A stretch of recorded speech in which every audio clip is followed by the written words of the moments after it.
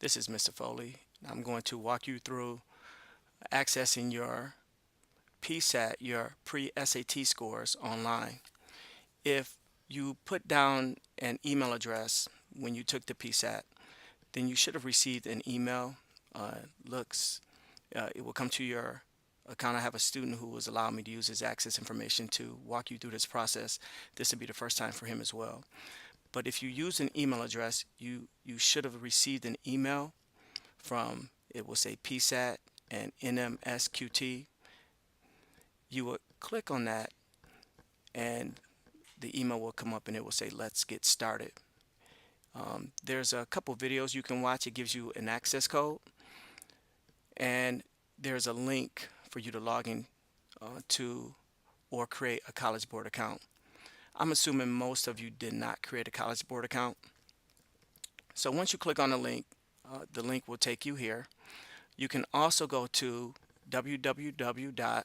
Let me click on this and see www.studentscores.collegeboard.org, and I'm going to email this web address to all of your district email accounts and also to your teachers so they can put this on the board so you can access your accounts, your PSAT scores during your 5th hour class. Once you get to the College Board website, you will see the sign in right here. If you had a College Board username and password, you would just put it in and your score should just come up. I'm going to, I don't think Troy has a College Board account, so we're going to walk through the process of what to do when you don't have one. It's really simple. You'll click here to sign up. So I'm going to click sign up and it's going to ask your first name and I'm going to put Antoine. It doesn't matter if you use, it's not case sensitive. Only the password is case sensitive. Antoine, actually I will use caps. I'm sorry, actually Troy is his first name. Last name. Just make sure you spell everything correctly. Um, I would stay away from the middle initial. If it's something that you use, then put it down. But I've tried it before and I put middle initials in and I got an error on the report. So I would just stick with the first. There's an asterisk there and an asterisk for last name. So I would just stick with first and last name. I would stay away from the middle initial. He is a male. His birth date is December 3rd, 1998. So now everybody knows when you were born, Troy. And I'm going to put his email address down. The email address that he actually put on the test booklet, I'm going to use the same. Troy Antoine Jr. for junior at gmail.com, and it's going to ask me to confirm that. So let me type it in again. Antoine Jr. at gmail.com. High school graduation, he's going to graduate in June of 2017. Zip code is 486 I'll go with 48602. Where does he go to school? He goes to Arthur Hill. So if you start typing it in, the school name should just pop up and you just click on it. So now it's asking for a username and password. So his username, we're going to go with, I'm going to make it real simple. First and last name, Troy Antoine. And it says your username should have up to from 6 to 15 characters made up of numbers and letters. So we're going to go Troy Antoine, and how about we go with 17 because that is the year he's going to graduate. So that's his username, and I am actually writing that down so I don't forget. You want to make sure that you use a username you can remember and a password you can remember. So his password, I'm going to, I'm not going to tell you what his password is.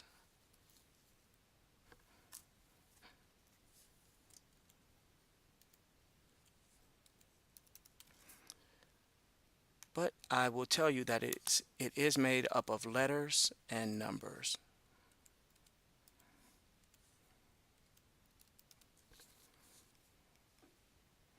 And I'm going to choose a security question, and this will probably help him access the account if he ever loses or forgets his password. I'm going to go with his father's middle name, which is Lamont. So now everyone knows your dad's middle name. And everyone is about to find out your address. 717 Bethany. All of this helps find your test scores. They match this data up with the data that was on the test. City, Saginaw. State of Michigan. And I'm going to scroll down, and it asks for parent information. This is designed to also keep your parents in the loop about information from College Board, SAT, signing up for scholarships and financial aid. I'm not going to fill that in at this time. And if you did, you would just kind of check these boxes here. So your parents can get a monthly parent newsletter. You can do it. I'm just not going to do it for the sake of time here. And then you want to click you agree with the terms and conditions, and then hit next. So this screen should come up, and it says create your student account. Please confirm the following information. Inaccuracies may affect your ability to take exams. Check the box next to each item to verify data is correct. And his first name is Troy. His last name is Antoine. He is a male, and his birthday is correct. So I checked all 4 of those boxes, and now I'm going to confirm.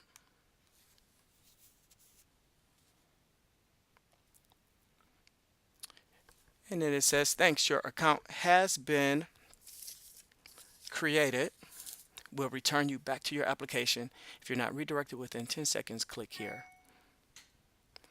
And here go his scores. So he's actually seeing this for the first time. So once you go through that process, you will be able to see your scores. And what you see right here, his total score is 810. And that is a combination of, that includes the evidence-based reading and writing, and also math, his math scores, okay? And so the next thing you want to do is view details. And a wealth of information comes up, all right? And each one of you who took the test will also get a hard copy. I'll be giving everyone, and I'll be reviewing this data.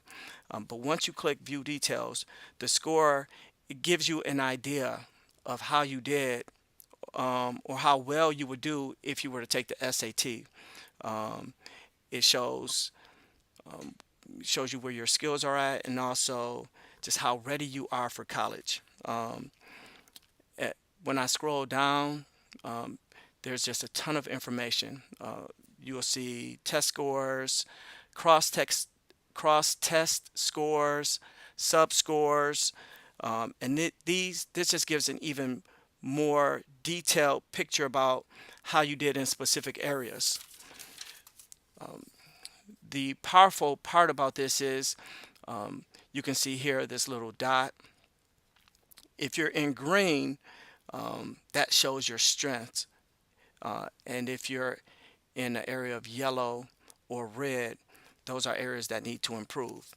So it's really good information. This is like having everyone knows Troy plays basketball. This is like having a personal basketball coach that can tell you areas where you're strong and areas where you need to improve.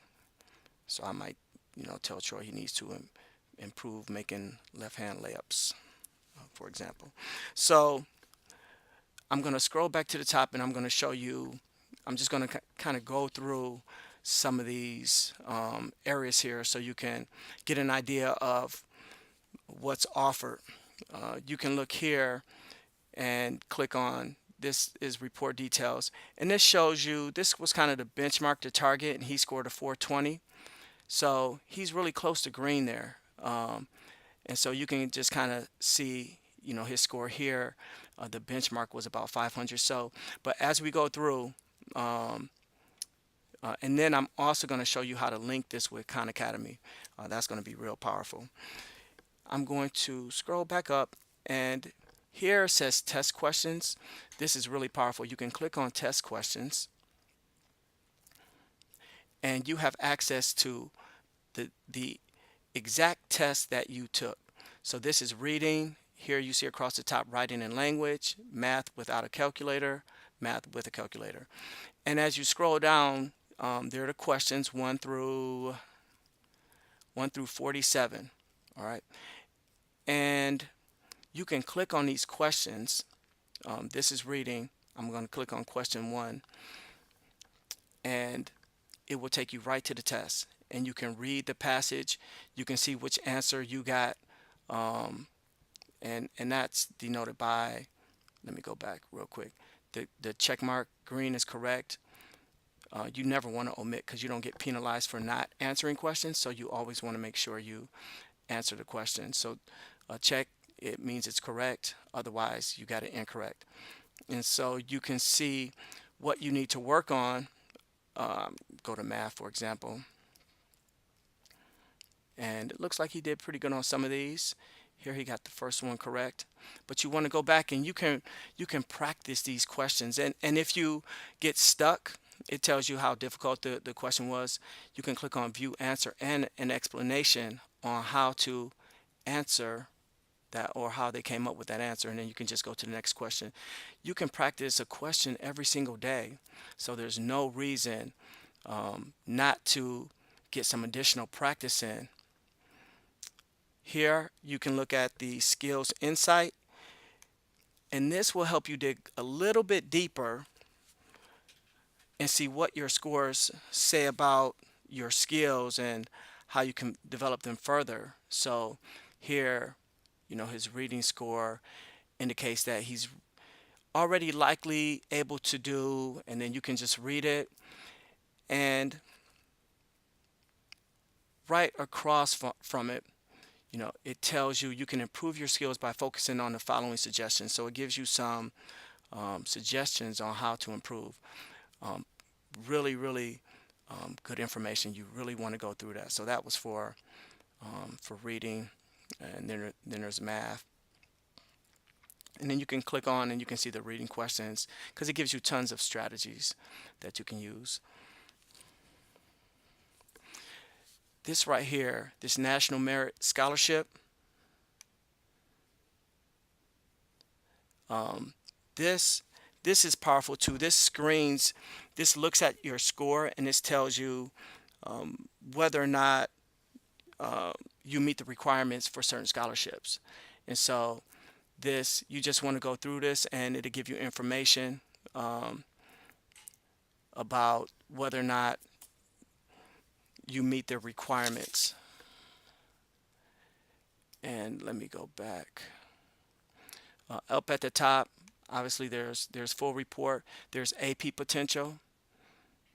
This is powerful. This as everyone knows, taking challenging classes is another way to prepare you for college. So you really want to take AP honor courses. You really want to challenge yourself, and just remember what I'm always saying about that growth mindset. It's about learning. It's about really pushing and challenging yourself. If you have 3 green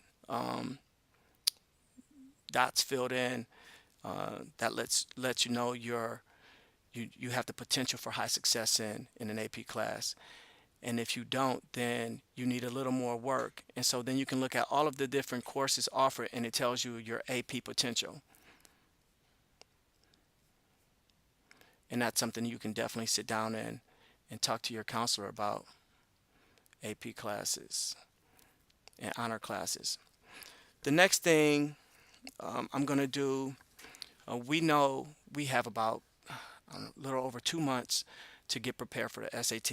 Some of you have been on Khan Academy. You have actually been going through the tutorials, taking those. I think there might be 4 assessments, 4 SAT assessments.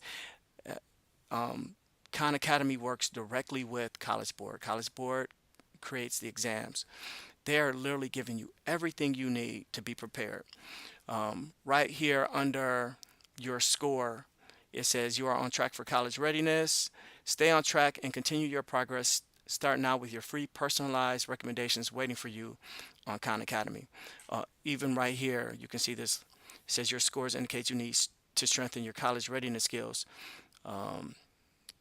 So you won't have to take non-credit courses in college. You'll be surprised students get into Michigan or Michigan State and they're taking basic level, basic classes that don't even count towards graduation. So they're wasting a lot of money. It's they're better off really just going to a community college for a year or two, strengthening their skills and then transferring. They can save a lot more money that way. But SAT practice, get free personalized practice. I'm going to show you how to create and link your College Board account with Khan Academy. These scores feed right into Khan Academy, and they give you a personalized program to help you study for the SAT. There should be no excuse why students don't raise their scores by 200 or 300 points. We're talking about putting in some work now through March. Get the score that you want, and you know it will be much easier for you not only to get free money but also to get into the college of your choice. So I'm going to click here on Khan Academy, and in this website, everybody should be familiar with this website. I've really been pushing Khan Academy. In your 5th hour class, there is really no excuse for any student not to have been on Khan Academy. So here is where you would actually go ahead and link your score. So I'm going to, this says for the first time ever, check it out. I'm going to click on, I will just click on, let me see what, I'm gonna click on sign up now. And I'm going to try and sign up with his email. He may already have an account. So I'm going to click sign in with Gmail because that's what we used before, his Gmail. So there it is. When I clicked on that, so I'm going to put in his password.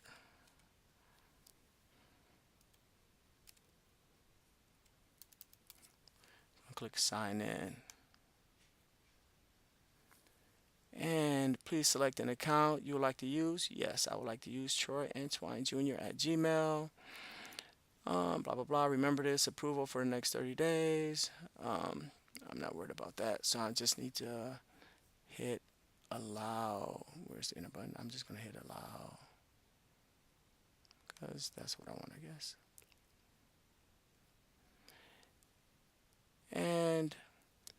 And this is what comes up. The official SAT practice test. So I want to get to the part where he can actually, I'm going to click on the new SAT. Actually, I'm going to click on, let me see, which SAT do you want to practice? And I want to go for the new SAT.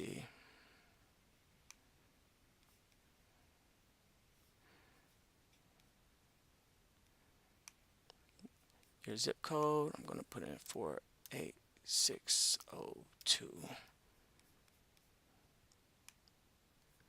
Sign in, and here you'll see, have you taken a PSAT? If so, we'd love to start by practicing what we missed on the test. To make this happen, we'll have to sign in to collegeboard.org and send your PSAT results to Khan Academy.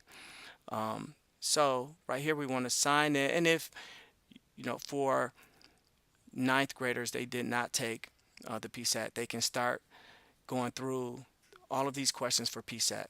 These 10th and 11th graders have an advantage, obviously, because they get to link their tests. So I'm going to click here, sign into College Board. Click A.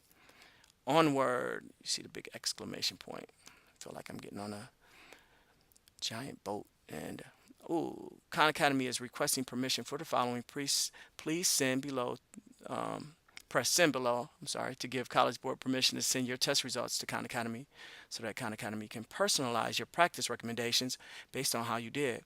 And once you're registered for the SAT, College Board will also send Khan Academy your upcoming test date. Logged in at your, yep, so I'm going to hit send.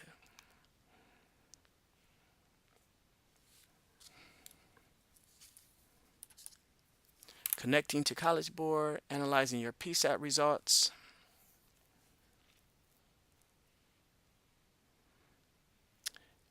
And it says your personalized practice is ready. So he is ready to go. So he can click here, practice reading and writing, or he can practice math. There are full exams that he can take, and it will not only display his scores, but again, continue to provide him with personalized practice questions. So as soon as he clicks practice reading and writing, when he logs back in, he can begin. You know what? I will just click on practice math. Last missed on your PSAT, solving linear equations and linear inequalities. And so he would click on practice a skill and he will begin. It's just that simple. So there is no reason, no excuse. This is probably the most comprehensive most comprehensive support for a standardized test assessment that I've ever seen. So again, I would like to see everyone during their 5th hour class to log in, go through this process, access your scores, link them with Khan Academy, and get started on your way to having a higher score. So again, I'd like to thank Troy for allowing me to use him as an example to demonstrate how you can use these powerful resources. So check it out. I would like everyone to take a screenshot of their report and email it to me just so I can see that you actually follow through and are taking advantage of these wonderful resources. All right. Thank you, and I hope this tutorial has been helpful.